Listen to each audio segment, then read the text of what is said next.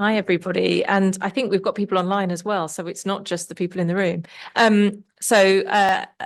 Great welcoming everyone to talk about a couple of books with the authors. I'm Amy Burbidge, and I was joking with Rob that I've known him my entire career, I think. It's the only person that hasn't retired that I still know from right at the beginning. And I've known Laura a long time as well. So it's a real pleasure to be joined by them to talk about what they've been up to and what the books are about.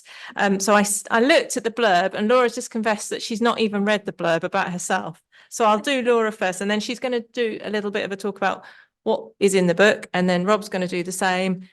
I've got a couple of questions in case you lot can't think of things to say, but please get your thoughts ready to ask questions, and also online.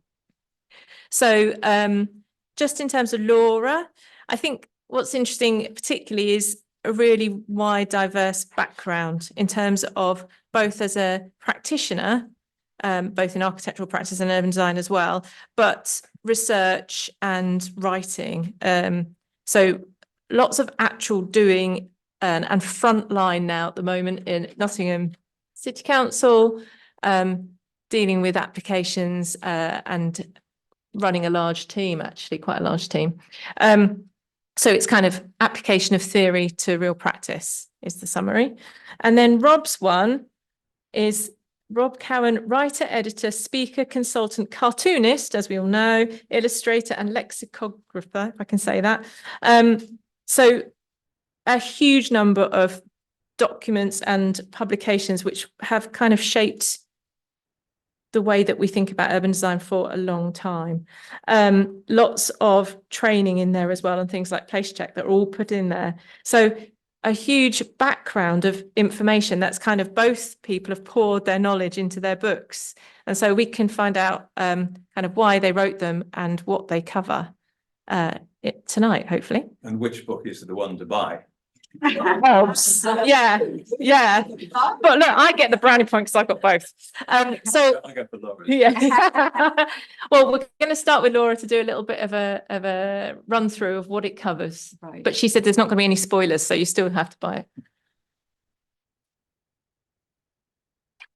Right. I think, can you hear me? I think you can. I have lots of slides, but I'm not going to go through them all. It's going to be quite fast. So anybody with epilepsy in the room, be careful. I'm going to go really for it. It's just to let you know what the book covers and why it covers that, and why I think we need to start thinking about the urban design practice in a different way and acknowledge a lot of what we do, which sometimes we don't talk about. We're all kind of humble and we hide, and we don't sort of sometimes recognize all the work that goes behind the scenes and all of that. So the book has, I think some of you already have it and already read it, so I don't want to bore anybody. But I put a few tools in there that I use, tools that are useful for me, for urban practice. And they're there as a way of saying, you know, go ahead and make your own tools and think about things a bit more carefully, particularly for new graduates, because I can see a lot of problems coming from that. I'll come back to that in a minute. The book covers the concepts and definitions, everything that we talk about constantly about urban design, and it does it in a way that tries to open the field to people perhaps from communities that want to become involved, people that don't have training, technical training, but are interested in participating. And as we know, placemaking, hopefully, is going to become a lot more democratic, we think, and people need to understand the terms that we use a bit more. So it goes through the urban design process a lot. It's very urban design process heavy, because I think a lot of the focus in recent years has been on urban design form and urban design tools for actual physical shape of places, but not much emphasis has been put on the process. And the process is equally important, if not more so, because that's where the errors come.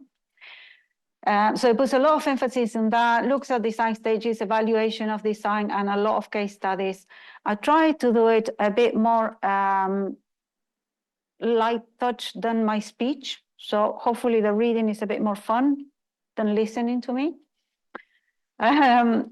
It starts with why we need to think about sustainability and in which way, quality, sustainable development, a big speech on beauty.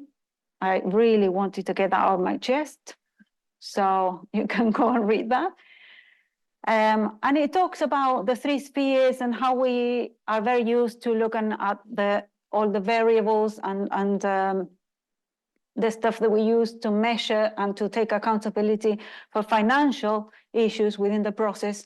And we started to think more about the ecological impact of development and how to measure that with biodiversity net gain and all of that.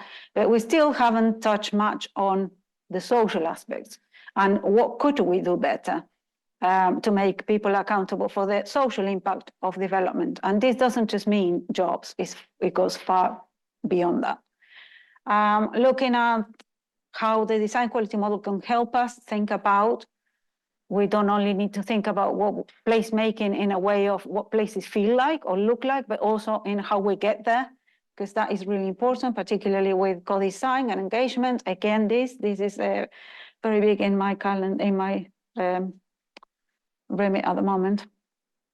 Design process, I propose an urban design plan of work because we get a lot of involvement on design at the beginning, when with planning has a lot of impact at the design stages, but then urban designers tend to lose kind of the influence when it comes to construction, use and disposal.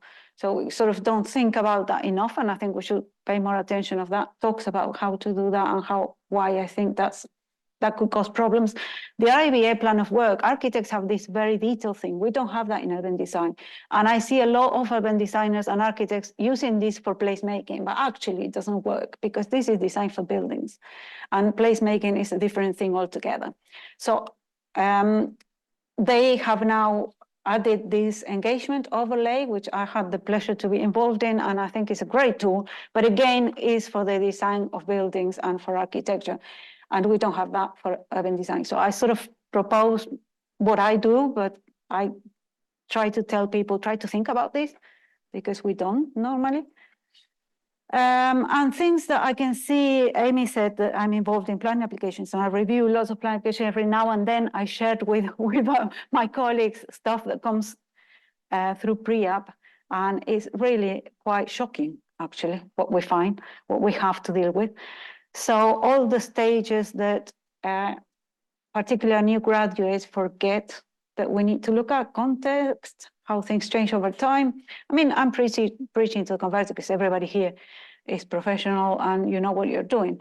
But this is trying to appeal a broader audience. Networks, why we don't look at the social networks, and that is a real issue because we could take a lot of advantage from understanding the social structure of the places we're working. Who are the design edges that might have an influence in the design process at different stages and how we can make more of it. The place vision, which seems to still be lacking, although it's in the MPPF and everywhere else now, but place vision, I never see one in the planning department. And that is a real problem because we don't know what we're aiming for. What is it that we're trying to do? So it talks about that and the problems that happen when you don't have one. Accountability tools for different parts of the process. What is it? How are we going to measure things? And if we want to fix something, or if something doesn't go to plan, why? How can we trace it back through the process and try to mend it? Site analysis is missing most of the time in applications. It's a real problem. Concept design comes like the first thing, rather than all the analysis of place and understanding of place. People just grab a blank piece of paper and like they're doing a piece of abstract art, they start throwing ideas. But if you don't understand what you're trying to solve, how can you do that? And how much work needs to happen before we can even look at the developed design? And yet we receive planning applications, particularly for housing, that are completely resolved when they're actually not resolved at all. And we have to go back to square one most of the time, actually. We don't make a lot of post-occupancy. We should, because that's how we learn about what works and what doesn't. And roughly the skills that a good urban designer should have, which are very different from all the other professions. And I am not trying to say that urban design is something different. And urban designer could be anybody. But normally they apply all of this. They work within all of these things. They negotiate. They are based on evidence. They work within political frameworks. They think about processes and spaces between buildings and context and culture and those type of things. And they understand policy and design form, not just design form, but everything else, society and behavior and all of that. So it's quite complex. And sometimes we just don't talk about it because we are urban designers, so we're humble. That's the problem, actually. Look at design agents who can influence design at what time and why it's important to understand that from the outset so that you can bring more knowledge, more capacity, more social capital into the process. And then how you manage the levers of influencing change and negotiating good design when the process is already on the way by looking at who has the power, the money, the will, where can you find people from industry, who are those leaders that will help you get through where you want to be, and who makes the decisions, who might have influence or can offer guidance, and what type of motivation these people have. So understanding all of that and being able to map it will help the process a lot more. But we don't learn any of that in architecture or design courses. We learn about the form and beam and how beautiful we can draw. So I think it's a problem and a gap. So it talks about influence in design and the influence program, how urban designers, most of us, have it in our head and do it subconsciously, but we don't necessarily translate that into a plan or a map or so I make an attempt to think about it, a design agents map, and it does talk about design form because it is still a problem, even though we've been talking about it for years and years and years. And I was talking to my colleagues since Vitruvius, because I bought the book recently and I realized they were still saying the same things. So nothing has changed. Maybe we need to question what we're doing here anyway. But we are it talks about the principles of design form. I think in a quite a simple way. I try to make it simple so the communities can get involved and engaged in the conversations. And then evaluating design, because we now have design guides and codes and all of that situation coming, difference between guides and codes, how to make them targeted, achievable, practical, simple and effective, and just focus on what matters. And the little elephant, which is evaluating design and whether codes will work or not. So covers that. And then after doing all this presentation, I thought, wait a minute. We look at all of these professions and many others that I put there sort of the salary per hour. And this is not London, okay? You might get shocked here, but this is the Midlands. This, yeah, it's true. That's what we earn. Anyway, and you look at all these people who did their degrees and then they want to go and do a master's in urban design or some form of training to learn all of those extra skills that I've been talking about in the book that we actually use, but we're not kind of very self-aware of. We learn all of this and then we earn less. So it might be the only profession in the UK where if you know more, you earn less. So we need to start acknowledging what we know and what we do a bit more.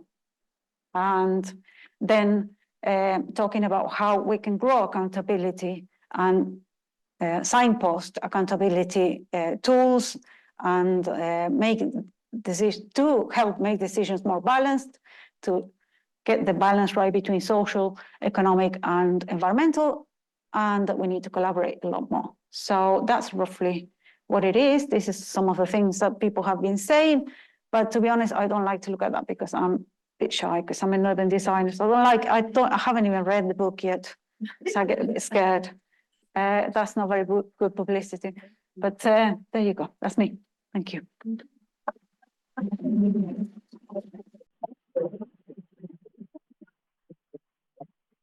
Rob, are you going to go? Do you want to go to the lectern, or are you going to let yours scroll and talk as it scrolls? Both. Both. Yeah. All of that. All of that. Is that all right, Robert? While we think about the IT here, I'm just thinking that on your design agents, Laura, there used to be some, oh, here we go, we'll go on to that, called the Powergram that Sue McGlynn did years ago that was the same sort of idea, but we revealed that highways engineers had all the power. You need them on your list, don't you? Right. Do you want to talk about yours? Lovely to see all you lovely people here. And I can recommend Laura's book, and I can recommend Laura. I mean, she's one of the really inspiring people in the world of urban design, trying to make a difference, working in a local authority under incredible pressure and being very effective. So I'm a great admirer of her. I'm not going to talk about these slides. These are pictures that they're drawings that I've done. Some of them are in the my book, Essential Urban Design. Some of them are cartoons, and they're not in any of these books. And then some of them are drawn for the second edition of the Dictionary of Urbanism, which I wrote in, published the first edition in 2005. And for the 18 years since then, I've been working on the second edition, day and night, and it's now an enormous book. The biggest book on urbanism and urban design ever, I'll say probably not published yet, the second edition, but ever written. And then at a late stage, I thought I could illustrate it. And then when I told people this, they said, and there's 12,000 entries in the second edition, they said, you're going to illustrate 12,000 entries, and I said, no, that's ridiculous. Anyway, a lot of the entries are abstract things like sustainability that you can't actually draw.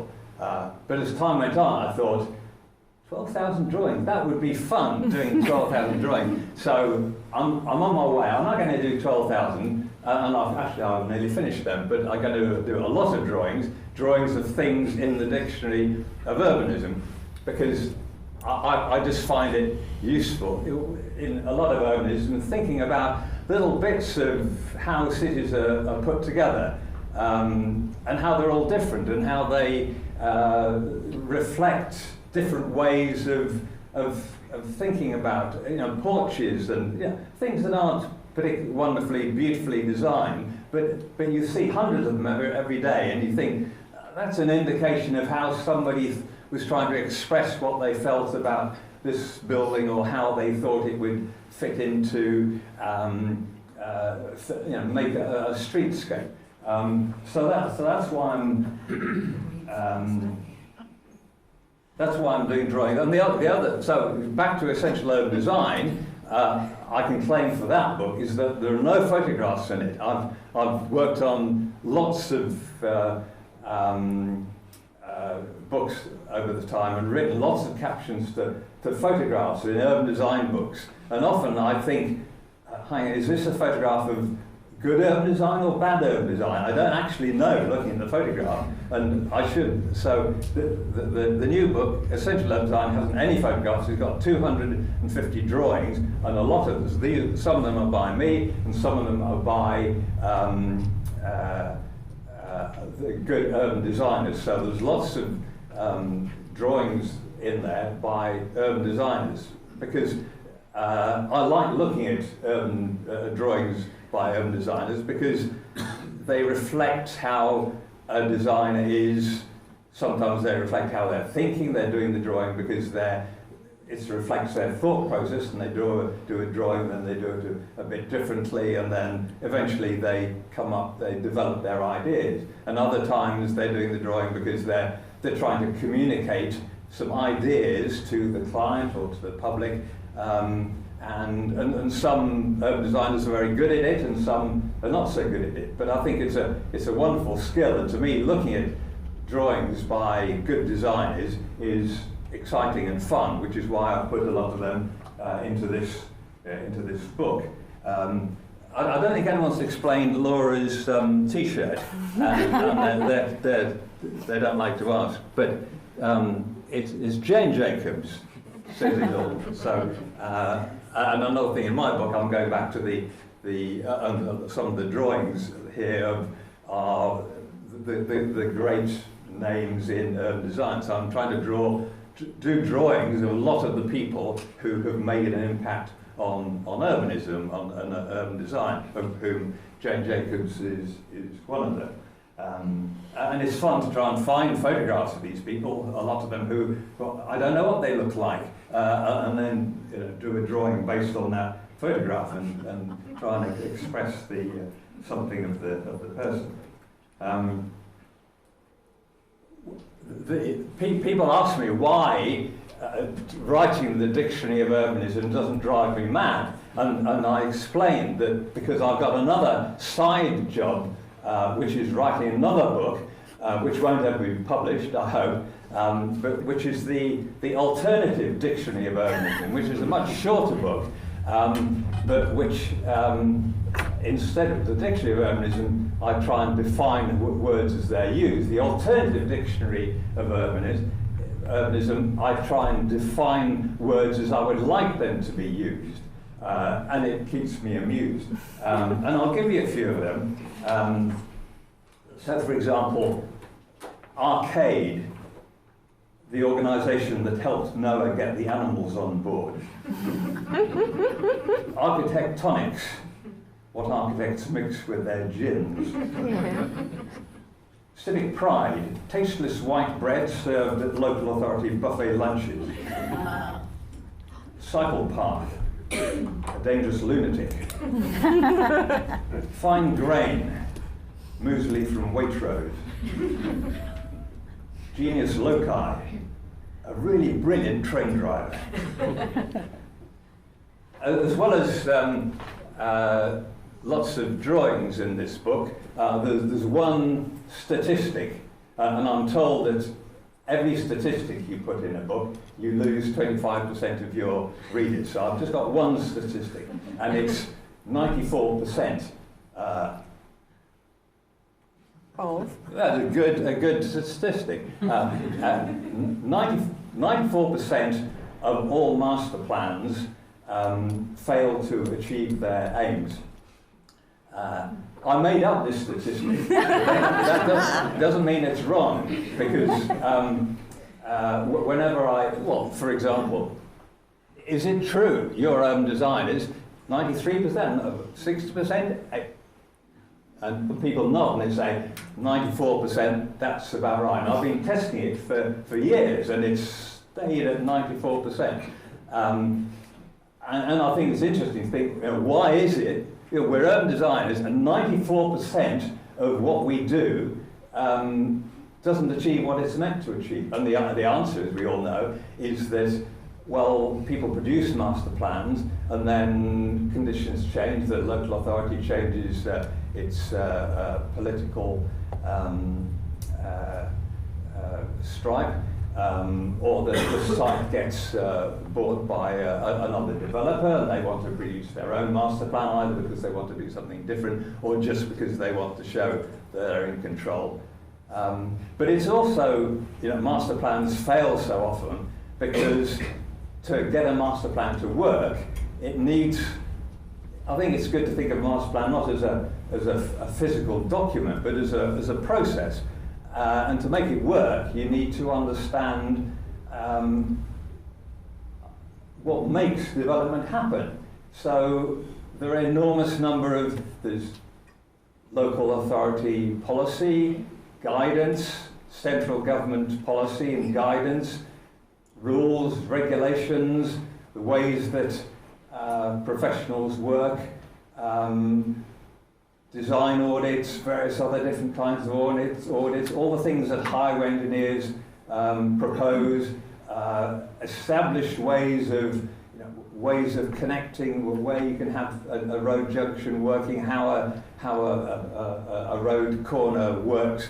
All these things, you produce your master plan and you say, we want this master plan to do this, but unless you've actually managed to make sense of all these variables, and which are actually contradicting each other, they're not all telling you the same thing, so they're all trying to upset you, and they're all trying to conflict with each other, and probably the highway engineers will win out, but somehow we need to a master plan that's successful, and I'm not saying the master plans are not a good thing, because they are, but we need to make them work.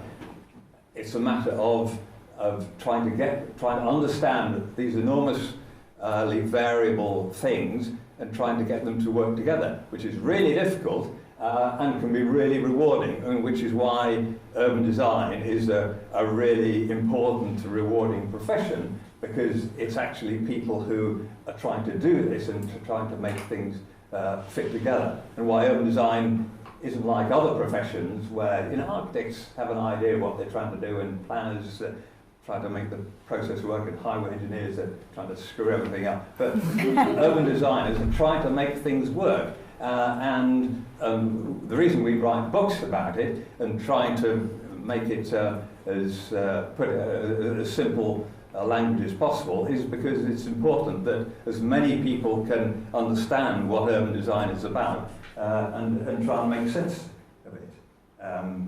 So before I finish, just a couple more. Where did I get up to? Ghetto.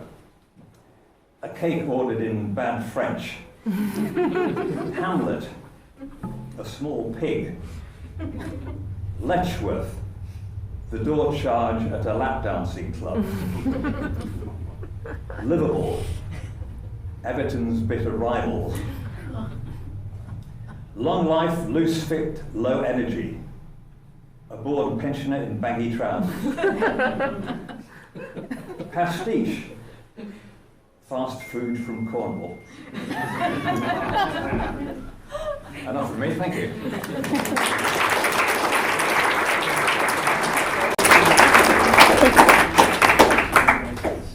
Fantastic. That's what we all needed, was some pastiche. And brilliant image. I mean, the drawings in Rob's book are so fantastic, and a lot of the case studies, I've been to the places, and it's really lovely to see them drawn, because it draws out what it was, the point of why you made the site visit, better than a photo, even though I couldn't do it, but he's done it, and they're fantastic. I particularly like the one of the avenue in Saffron Walden, it's beautiful. So really, really interesting and different angles. I was going to ask you, Rob, because Laura's book is aiming at kind of gaps in education a bit, and also supporting people who are already working but kind of need a bit of an extra boost. Yours is it going backwards at the beginning to look at the history of urban design and who were the pioneers and how do we get here? Who do you think the audience, when you started writing it, who was the audience? Me, really. It was commissioned. I was asked to write it, so all I had to do was say yes. And I think the thing to do is always write the book that you want to read and look at. And I think if you write in simple language, that anybody who is interested in these things, which is not very many people, will be able to read it and enjoy it. I mean, it's not everyone is interested in that, but I think there's a lot of professionals of built environment professionals should be interested in these things. And anybody else who's, I think, some lay people might find it of interest. Certainly the history of it, which these amazing characters from the past who came up with, here's some of them,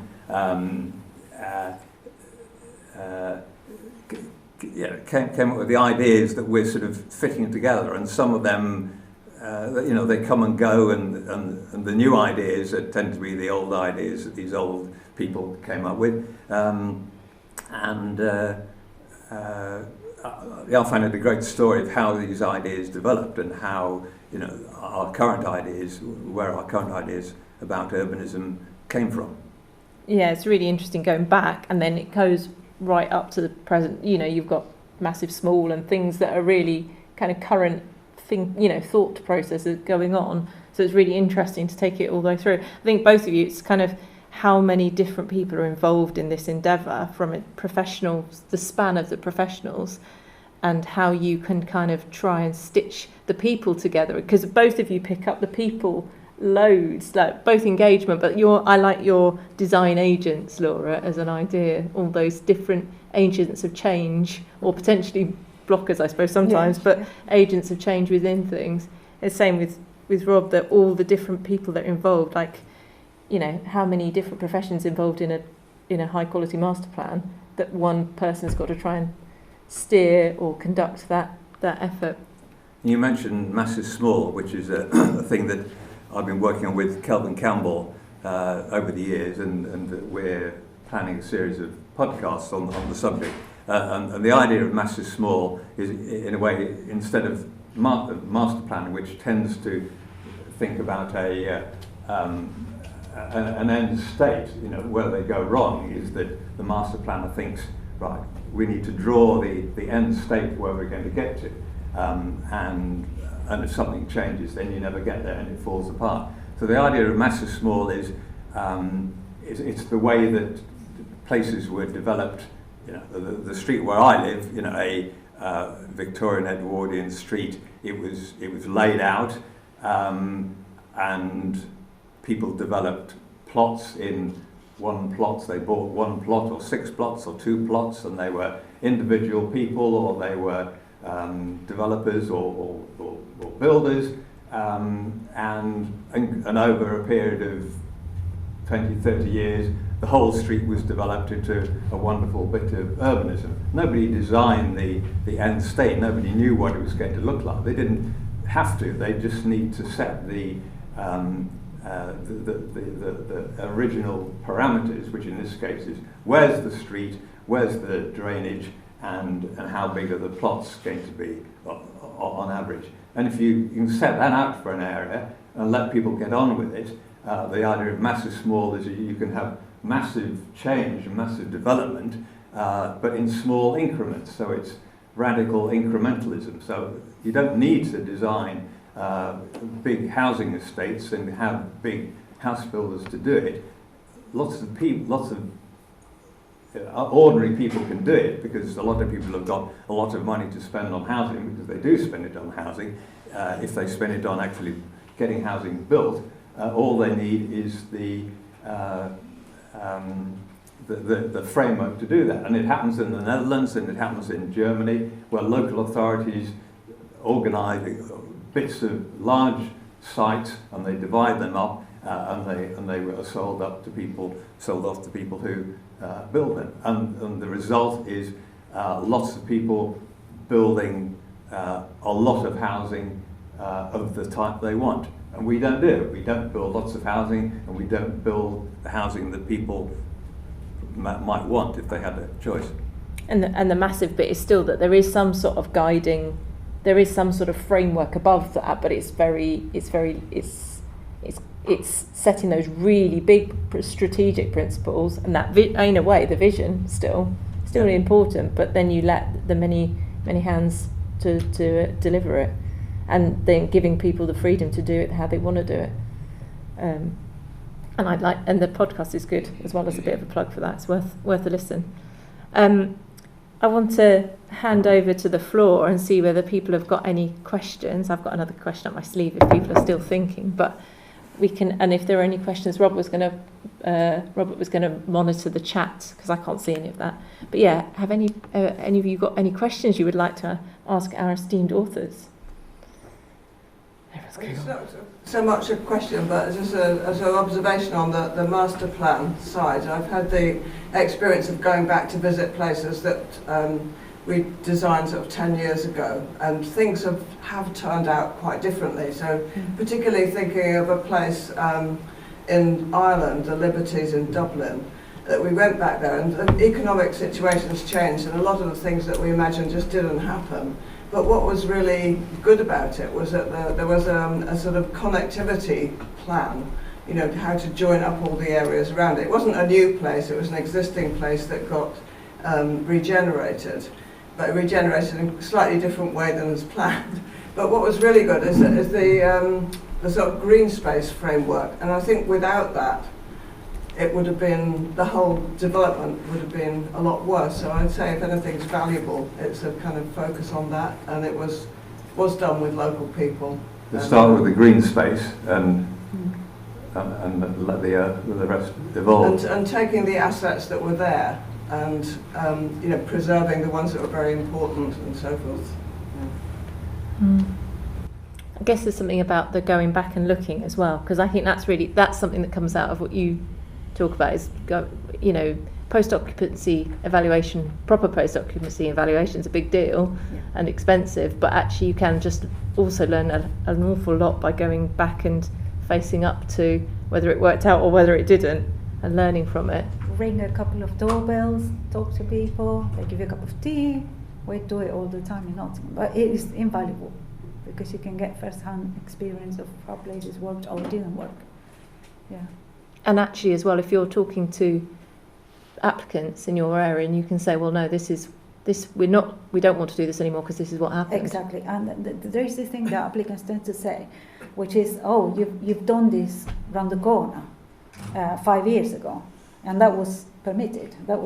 That got planning permission. Why am I not getting planning permission? And last year was last year. Yesterday was yesterday. Today we've learned something new, and what was valid yesterday is not valid anymore.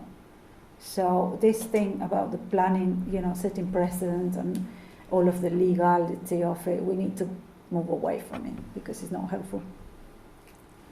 It's tricky, isn't it? But I think going back and seeing and saying, do you really defend this space? Does this work? We do collect evidence to support the changes, things that we don't allow anymore, or things that we do differently. Because the latest fashion is design codes, so the government is promoting design codes and has a series of funded pilots. And design codes, in a way, are just sort of more specific master plans, or traditionally they were what you would have after having prepared a master plan. You then produce a design code which gives more detail. But anyway, it's the latest fashion that design codes are the solution, but they have exactly the same problem as master plans, which, you know, it's fine to draw your specification of exactly what you want, how the high buildings are going to be in a whole, you know, whatever you think are important, but then unless you actually cope with all the other things that are actually going to shape it, like the highway engineering and the drainage and the finance and all the other variables, your design code isn't going to happen. So it needs to be part of the process of understanding how things work, and which is tricky. Sometimes it's also about what it is you're choosing to focus all your attention on, because I remember I worked on a design code. I was working for a local authority where there already was a design code which specified the colour of all the front doors, specified the colour of all the garage doors, specified the down water pipes. And I spent ages looking at RAL colours, like ages and ages and ages, looking at all these things. And I went out on site as it was starting to be occupied. And I thought, they're all fine, they all look fine. But we didn't spot that the plot level was different to the street level, and there's this bodge that all the builders have had to do at every single house to try and kind of make the levels work. And I was distracted into looking at downwater pipes, and I should have been looking at something else. And I think that's one of the things that, you know, maybe we need to be really specific if we're coding about what really matters and what's going to last a long time, and think really hard about that. And get your plot levels right. Don't worry so much about the front doors, which now, 10 years on, of course, everyone's changed their front doors anyway, because there's no controls to stop them doing that. So, that felt like that was one of those things where you go back and you think, well, that was a waste of many, many hours for me, and let alone for the team that actually put the code together. Any more questions? Yep. I have got an actual question. Laura, it just comes out of what you said a few minutes ago about getting rid of precedent and somebody coming and saying, look, this was done around the corner, why can't I do it now? The direction of travel and planning, particularly at a small scale, is more and more permitted development, not less. Particularly in non-conservation areas and non-heritage zoning and so on. Now, I'm a huge fan of this. I think permitted development's given us a lot of crap. The argument for less permitted development is that we'll get crap. I think we're just going to keep on getting crap, but I would rather we had crap that was designed, or maybe less crapulous stuff that was actually designed and allowed people to put a bit of creativity into what they're building, etc. Now, if you've got a situation where somebody comes and says, why can't I put another floor on my house? Look, they've done it around the corner. And you go, well, the planning system's changed, not how to do that anymore. Now, why? You know, to me, that's an enormous waste of your time, having to deal with the minutiae of that. And you've just explained why colours of front doors, colours on design codes, utterly ridiculous. Leave it out. It just doesn't matter. It's a massive waste of human energy trying to do all that. And I'm a believer in design codes to the extent of, you know, envelope and scale and form and things like that. Let's get the big things sorted and let the little stuff go. And the same goes, I think, for the smallest, you know. Completely agree. And we are going to, what I'm going to say sort of reinforces what you're saying, is that when we say we don't allow it anymore, I'm referring more to sort of practical, functional things, such as, for instance, having a parking space in between two walls that is 2.2 meters wide. And so you have to actually jump from the front window and climb over your car to be able to get out. So we can't count that space. That space didn't work. Great, I'm free. So it's that type of thing. Yeah, okay, it's that type of thing. Yeah, well, that's good. That's enormously stupid. I mean, developers are still building garages that are what, 2.4? Exactly. Well, we don't, not in Nottingham. We don't let them anymore. Yeah. That's what we're referring to. Excellent. Or ones where you can't get your wheelie. I mean, can you get your wheelie bin passed? It's Exactly. functional mistakes that you're trying to correct. Yes. Or things that are making life more difficult for waste collectors, or for accounting for deliveries is one thing that we're changing now, because everybody gets deliveries now. It didn't used to happen 5 years ago, but we need to think that this is going to be more the case. So where is the lay-by, the pull-out area for a delivery van and stuff like that? It's more on the practical side of things. And it's interesting. I mean, when you do go out and have your cups of tea with people, it'll probably be the practical stuff. Exactly. That's what what they they're talking care about. Yeah, because they want to have the most comfortable life possible, and that's what we need to do in placemaking. It's not about the colour of the door at all. It's about not stressing people by giving them a car park where they can't get out. So, yes. I'm not an urban designer, but I respond to Rob's description of the street. I used to live in one of those Victorian streets, and there was at least a dozen design variants within the terraced houses. Small variations within tiling, within the shape of the house, and so on and so forth. But I don't hear anybody talking about Berkeley and St George and the large builders, the almost monopoly builders in this country, who reduce schemes which are often the same. You quite often go many floors up in neighbourhoods that, you know, I live in a neighbourhood in South London, Kennington, where increasingly there are skyscrapers. And do we want skyscrapers? Did anybody ask it? No. So how do you deal with those kind of political economy problems, which are kind of really difficult? That's, yeah. Do you know the answer to that? Well, I can talk from the Nottingham perspective to a certain degree, and we have that pressure in Nottingham. But we have a very, and I have to say, it has been Labour for ages, but it's a very conservative with a small c government in Nottingham, in that height is reduced to 5 or 6 stories, and that's about it.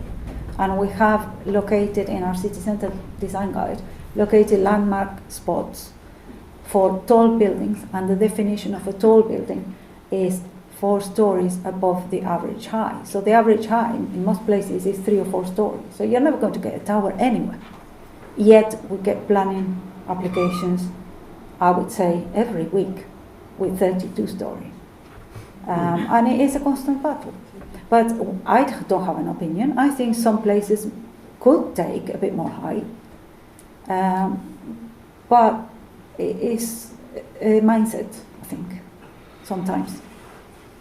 And one of the big issues in urban design is character, and the average house builder will knows that, and knows that the planners will say your buildings need to respond to the local character, and they tend to say they ask their designer what is the local character, and the designer says it's flints. So okay, we'll have some flints stuck on the front, and real urban design is trying to understand what's important about the local character, and the local character is everything about the area in its context. So we don't say we've got to have everything the same, but what is it that is important to try and create in this area? And it might be the pattern of streets, the patterns of movement, or it might be the local materials or the building heights. We don't know. It depends on the particular area. And successful urban design gets that right and understands the character and understands how to interpret that in buildings. That's one of the keys to urban design. Exactly. I think I mentioned in the book something about chimneys. It drives me mad when planning officers ask for fake chimneys, because they appear everywhere. I mean, they're floating. They haven't got a chimney stack, so they're not chimneys. And they are in the middle of, like, asymmetrical. It's just completely bonkers. So why do we need chimneys? I just don't understand. And that's one of the things. And yet, there are so many things that are about the perception of place, the microclimate, the acoustics, the way the light comes into the street, that we completely forget. And that is what makes a place what it is, how we feel about it. And it's quality versus quantity. Exactly. Well, there's a couple of thoughts come to me. You're based in Nottingham, and I've just had somebody staying in my house who comes from Nottingham who says the local authority has just been declared bankrupt. Yes. And, in terms of urban design process, having a strong local government team just seems to me so important. And, particularly talking about doing post-evaluation.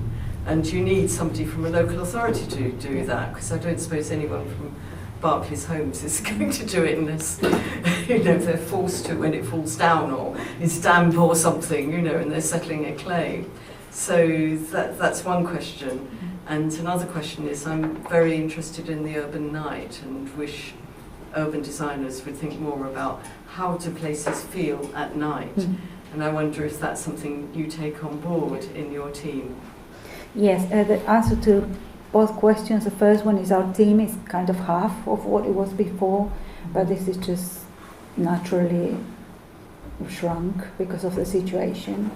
However, thankfully, and touch wood, planning is the department that brings money in, so we are almost protected. And since we have done so much work in design quality, that has brought an immense amount of investment in the city, which made the case that the planning department actually funds childcare, because it's so much revenue that is coming from quality of design. So all of this is now, people understand this, decision makers now have seen it happen. So planning seems to be all right. And we are being told, keep going with your quality and even tighten the screw a bit more if you can, because it's working. Took a few years, but we got there. And in terms of night economy, yes, we have a design quality framework, which is a series of guides for design quality, and yes, nightlife and how places feel across the different seasons and different light. Yeah, we ask for analysis of that, but nobody pays attention to that. And it's very difficult to enforce this type of, when you go in so much depth about design, when actually the planning system doesn't count for it really. It's not a statutory thing. We can push as much as we can, but there is a limit, sadly. Yeah. Hope that answers. I was going to say that Essex have done something quite similar in terms of drawing an income from their urban design and landscape county team, so retaining a really big county team, and that now cross-subsidises adult social care. So they have to generate a lot. It's an internal consultancy unit effectively, but it provides services across a lot broader than just Essex. We do the same. We have the consultancy. Yeah. We actually we design for developers as well. Have a design team that. Yeah. And actually, the developers are happy to pay because they want to get the advice and they want to get they want clarity and speed of decision making. So, it kind of works for them as well. Yep. Oh, hi. Yeah, I've got a question for Laura. Really enjoyed the book, thanks. I mean, you mentioned those sensory experiences, and I know there was a lot of references to place emotion and emotional attachment to place in the book. And I was also really fascinated by maybe the extent that your participatory community engagement experience, your early architectural training in Argentina has maybe influenced your thinking. If you could maybe a lot. Say something about that. Yes. Thanks. There is a different way, it's a different culture, so we don't have a lot of money over there, and we have more social capital than actual capital. So we need to draw from that, and there's a lot of stuff that happens from volunteering, and everybody chips in a bit. It's a bit like the community soup thing story. And I was brought up when my mother was a community organizer, and she was involved in all of this, so she took me everywhere. And it was about trying to find out who can do what. So yeah, that comes across in the book because it's a big part of, I think we're missing out here. I think by having, sorry to say, but the UK, by having so much money for so long, you're sort of missing out on the capacity that people have. So now that things are a bit tighter, maybe we can pay a bit more attention to what people can offer, and get together a bit more. Because money is not everything. And yeah. Robert, have you got one at the back? Yes, we've got a question from the Zoom audience, and it's Lizzie Feinberg, who's in Surrey at the moment. Thank you both, so interesting. Coding and frameworks are important in terms of plot flexibility in the style of Germany, with small-scale development mixed in with larger developers. How might we tackle target delivery numbers whilst providing flexibility for different types of development? Who's going to go first? That's for you, Laura. Wow, it was a long question. Can you repeat the last bit of it? Yes, how can we get target delivery numbers whilst providing flexibility for different types of development? There are different formulas. It's all to do with the mathematical algorithm, which I love, by the way. But the city I come from, which is a garden city from the 1800s, has a formula for this, which is you have a plot. This is one of the examples of how it can work. It's all about mathematics. You have a block, which is 100 meters by 100 meters actually, and you protect some zones for ventilation, which is called the heart of the plot. So it's similar to the Barcelona block. The center is protected, and you define the zones where you can build. Then split the plots in equal parts, and then you set up an overall density for the block, and set up maximum heights and different parameters. What happens is that then you let it go, and you really make it free to anybody who would want to speculate with that land. So you'd buy a plot, and if you're the first one to build, you can do 10 stories, you go for it. Because once the density of the whole plot is topped, then that's the cap. The last person to buy a plot can only build one floor, for instance, if everybody else built 10. And that works because it's based on the ratio of a public space network open green space that you need for that block. How far away public spaces are, how much green you need for recreation, and you put a total number of inhabitants, that's the maximum density or number of people, and then it happens. I was going to chip in as well, just before Rob does. A Competition Markets Authority report, if you haven't read it, get reading. But interestingly, one of the things that talks about in terms of this is for where the volume house builders are kind of land banking, all that kind of stuff. But one of the things it talks about is diversifying who's doing stuff so that you can actually keep up pace. Because if you only have a small group of developers doing the same things, and that's what they're going to do, because they know they've got a market for that, but then that means you're never really going to get that much more pace because they're not going to do those other things. Whereas if you can diversify and you can have individuals doing their own things, you can have people doing co-housing for particular groups, you're having more specialist accommodation, then that, at least in housing, means that you should be able to deliver faster. That's their view that's just come out, so you can have a look at the report yourself. Rob? Nothing to add to that. Can I ask? Sorry. Just following that on, whatever happened to self-stroke bespoke builders that was, that every local authority was meant to have a percentage of land available for self-building, bespoke building X years ago? It's completely dropped off the radar. I don't know if everyone's out there madly building things, but I haven't seen anything about it anywhere for ages. Is Nottingham? No, from our perspective, is the housing numbers we have to meet. We have more control. We have to take it all the land. We don't have a lot of land. We are a small city. Legislation requires that you have to have a certain But housing land numbers available. comes first. Really? Yeah.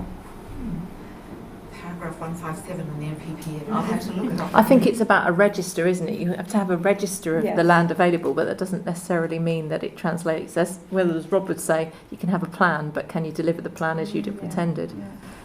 And also, who's going to do all the work to find that land and create the register? We don't have the capacity to do that. Same with land allocation at the moment. We have so many sites. There were 33 sites in our local plan, and we're starting to do all the analysis, and then we realized when we were halfway through, wait a minute, there's only 5 of those sites because everything else is already developed. So. Yep. Hi. I'm very interested in what you were saying earlier on about the gap between the planning process and then the end result. As you know, I do work on outline applications and detail applications on both sides, as well as I'm also teaching urban design. But there's also a massive gap between the academic urban design, the rules, and then how things are in real life. So a lot of the time when I'm lecturing, I'm kind of thinking like a cheater, because I wouldn't do that in my profession. If I do, I can't get the job, or I have so much pressure. A lot of things that is out of my control that comes directly from the developers. So I don't know if there's any way, I'm sure that everyone who's practicing this knows that when you're doing an outline application, most of the time you're asked to say things that doesn't say anything because of the flexibility. Or don't say that, we don't want to commit ourselves. And the local character, I think that is one of the most important things, to understand the character. But a lot of the time I'm asking, could you just take those bits off because we don't really want to mention those? Or you don't really want to say that because the council already knows the character, so you don't need to mention it. When you're actually talking about the form, we can't use this form because these are the house types we are allowed to use for this area. What is the answer to that? How are you gonna ever, apply what you know is good? Fight. Fight. Every day.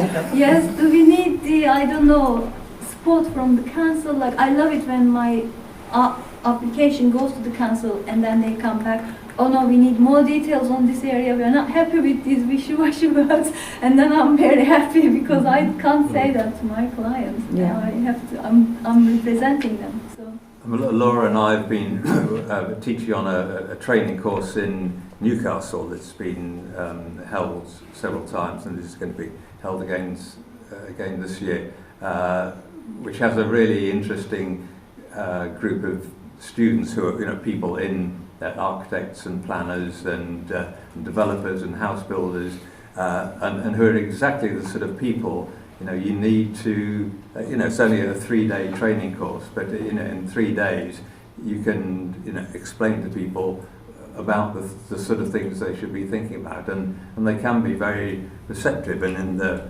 past, I've done a lot of training for counsellors and planners and a whole range of professionals, and I think that can be important. And I think there's much less around now because local authorities don't have budgets for that sort of thing, and particular counsellors, they're obviously often very keen to learn about what if they're maybe on the planning committee, to learn what it is that their professionals are telling them and what they should be looking for, and they should be taking the lead in trying to uphold good values. CABE used to support design champions, and the idea was that every local authority should have a design champion who would be the person who would set the benchmark for quality. I don't think any local authority has a design champion now, and few of them have urban designers. Few of them have people like Laura, and the level of skills is very low. Yeah. I was just going to add, I think, often the people that are making the decisions are not designers, but they need to understand the design decisions. And that's really interesting because I've gone from local authorities to kind of client side. It's really interesting. And I think I've already used Rob's book because it's drawings, people get it faster. So actually, practical tool is really helpful to sort of show someone this is what happens, and then they see the picture, they know. That's also why we use Building Power 3 Life a lot, because it's got pictures of what bad looks like. Because people can, when you say this is what will happen and that's what it looks like, they get it, which they don't understand quite often from a plan, because the people who are making the design decisions don't necessarily understand how to read plans. So I think that's the thing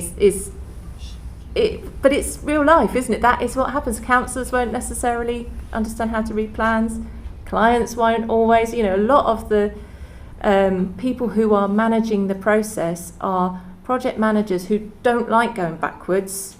That freaks them out. Yeah. They've got a deadline and they need to always feel like they're moving forwards in a project management process. And Laura's going, but hang on a minute, we need to go back to the beginning. That freaks them out. But actually, understanding that it's an iterative process and you're getting there, but you're getting there in the right way. It's translating. And the problem is if we just talk to ourselves in our own little echo chamber, then we're not landing the changes that we need in order to make things better. So I can see.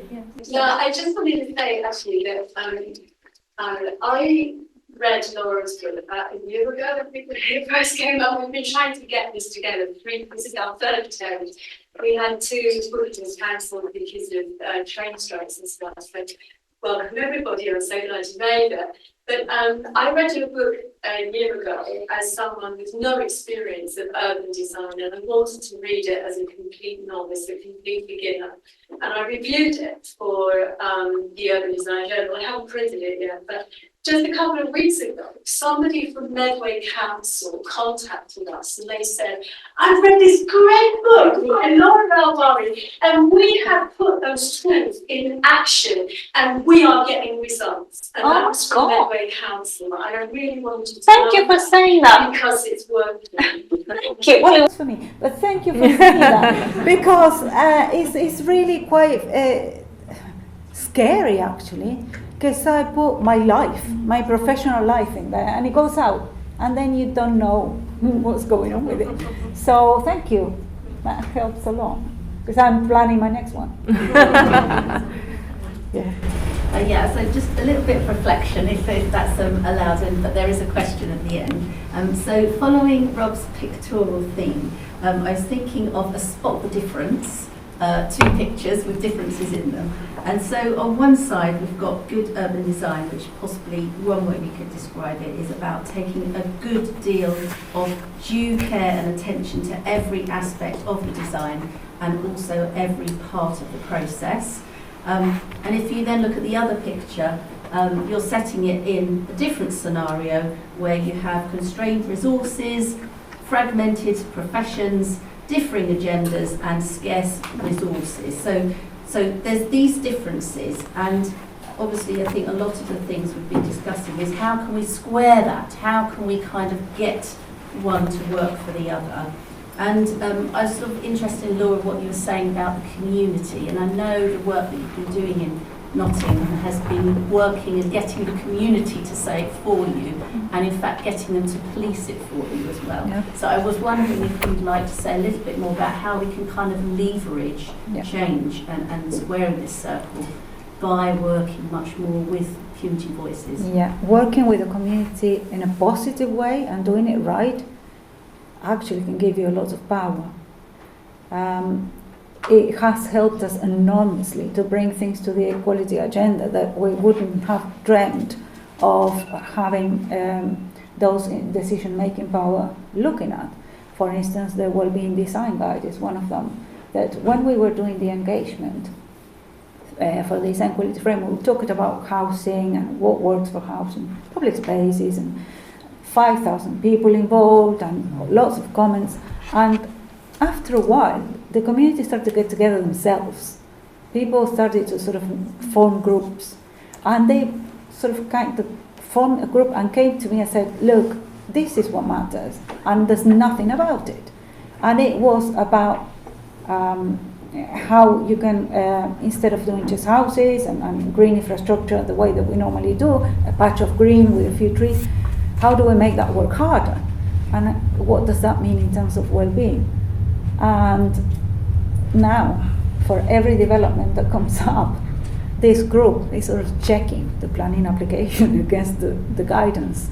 So they're doing the work for us, which is great, to the point that there was a time when they sort of broke into, sorry for causing this, but they broke into planning committee and stopped the decision being made on the basis of it doesn't comply with the quality agenda. So, there you go. Careful though. Yeah. Any more questions? Yeah. Laura, you have an interesting sort of urban design stages diagram that you propose, which has a parallel what was presented in contrast with the RIBA stages.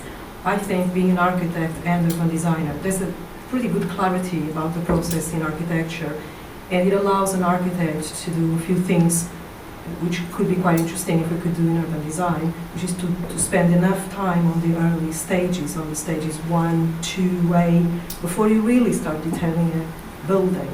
Yeah. How do you see your framework becoming more of a use to professionals? Could the urban design group have a role in promoting that so that professionals, because everyone working in urban design ends up creating their own framework and their own stages approach, whether it's to let the client understand how it's going to go or just so that you can organize your work. But because there isn't a common language in there, there's a big lack of understanding of especially how long it's necessary to spend in the early stages, and it's really beneficial that in terms of then the level of quality that you achieve in the end. How could we, for example, the urban design group promote that as a piece that probably is more universal? I don't quite like the word, but let's use it.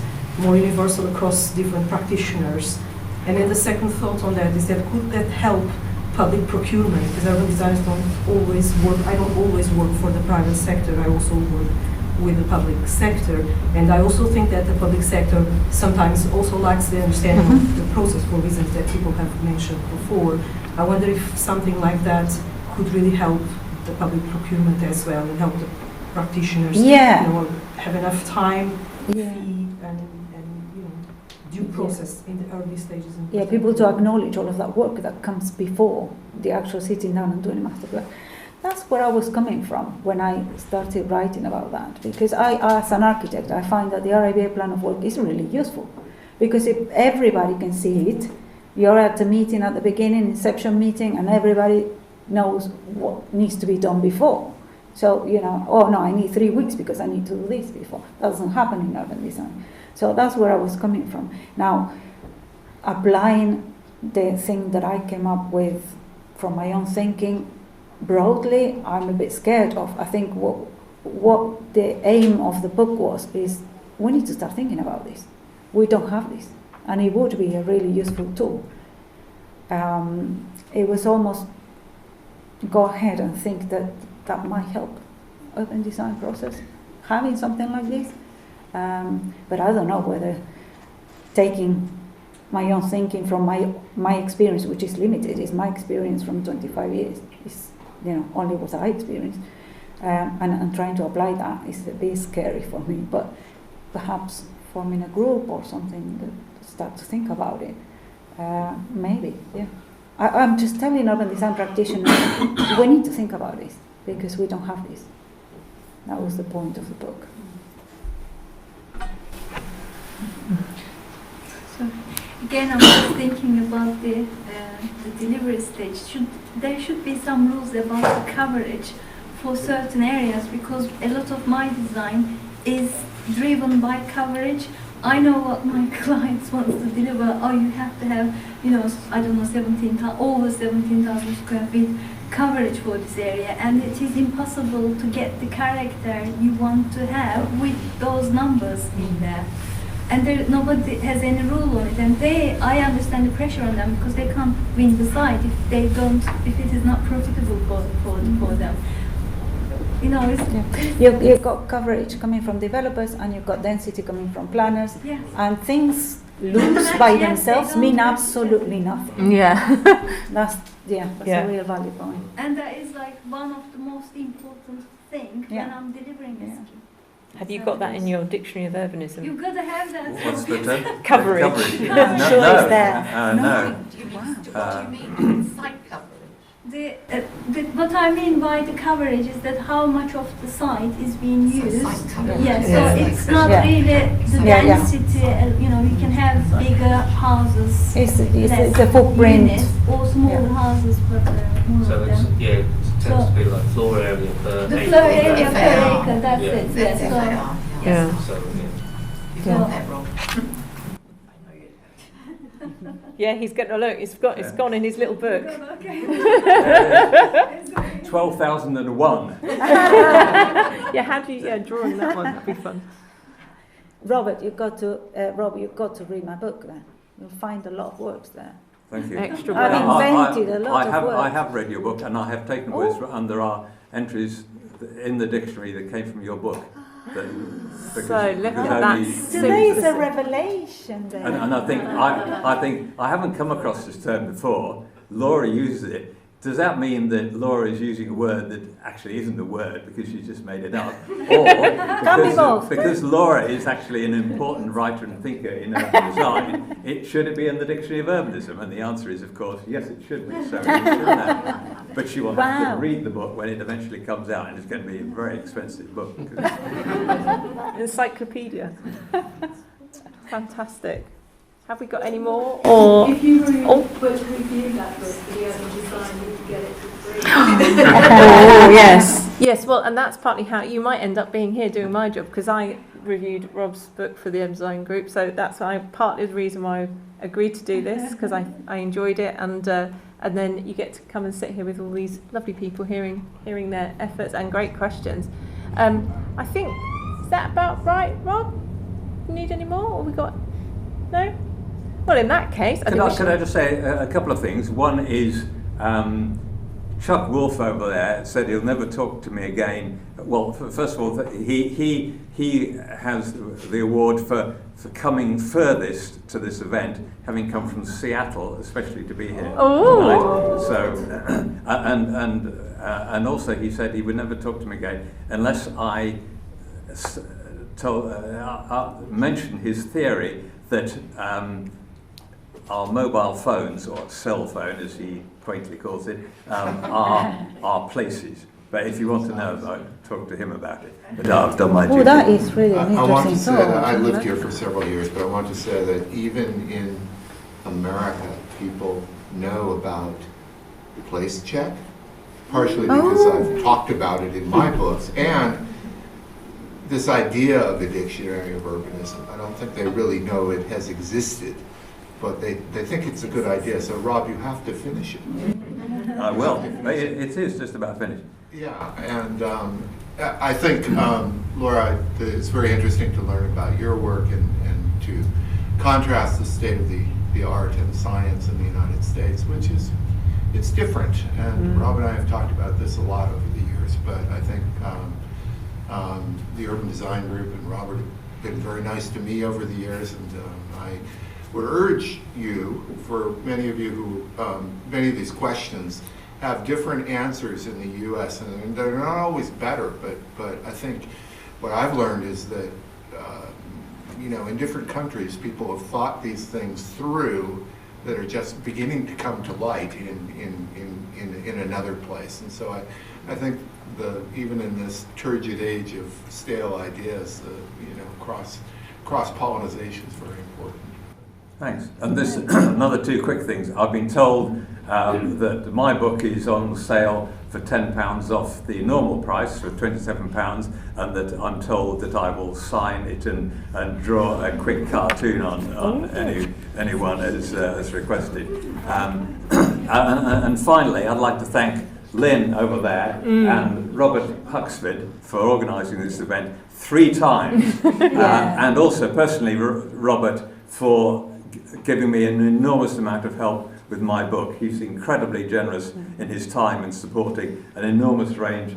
He's an unsung hero of urban design, and I know he's been an enormous support to Laura in her career. So thank you, Robert. Yeah. We've got one final question as well. I was just thinking, you talking about how to get the urban design version of like work stages. So in architecture, I'm not a massive fan of them, but Reverb is kind of seen as the one that's championing and pushing that forward. Is there, because I'm kind of from an architecture background, is there an equivalent of Reverb in urban design that's got potentially the ear of a central government or planning that can sort of act as that kind of champion to say, no, look, if you want to, you know, again, I don't want to use template or standardise, because it helps with fees, right? After this one. So is there an equivalent for urban design in the UK? So a Reverb equivalent of urban design? Would it not be the urban design tool itself? So It's the closest thing, yeah. but don't know if I want to be compared to Ivy. But You're talking about becoming a recognised practitioner in urban design. Yeah. Yeah. I think I already am by accident. Kind of like fan management. So I worked the client side, and then I was working and then doing housing. If anyone doesn't know this, the Urban Design Group is all through its life thought, you know, are we a campaign, a movement, or are we a professional body? and the decision has always been, no, we're not a professional body, because actually professional bodies of architecture and planning and higher engineering, they're the problem, and creating another one, urban design, another side, wouldn't help. But on the other hand, there are people who say, you know, they may have been trained as an architectural planner, but they want to fly under the flag of urban design. Say, you know, I'm an urban designer. So the UDG's recognised practitioner status is sort of on the way to being a profession without creating a horrible new profession. It gives people, you know, a flag to fly under, and it allows them to say, yes, you know, these are the things I can do, this and this and this and this and this, which are the things that make up urban design. I think the bashfulness is common though, isn't it? Because you were talking about being bashful and sort of, you know, we don't shout about what we do. And that's kind of like, well, we don't really want a profession, but we do urban design plus. So I think it's kind of, it's inherent in but maybe that's because it's all around us and we kind of feel like they're, you know, it's part of everything. Everyone's, it's important for everyone. I always think if you want to have a new profession, you should destroy one of the old professions. None of them will ever agree to it. So can I give you the final selection of Yes, from the please. alternative dictionary? Piano Nobile, Duke Ellington. Plinth, the son of the Duke and Duchess of Sussex. Prefab, a house built before the era of the Beatles. Signature architect, one who is sufficiently literate to be able to write his or her name. Street clutter, cars. Terracotta, an irrational fear of sleeping babies. Thank you.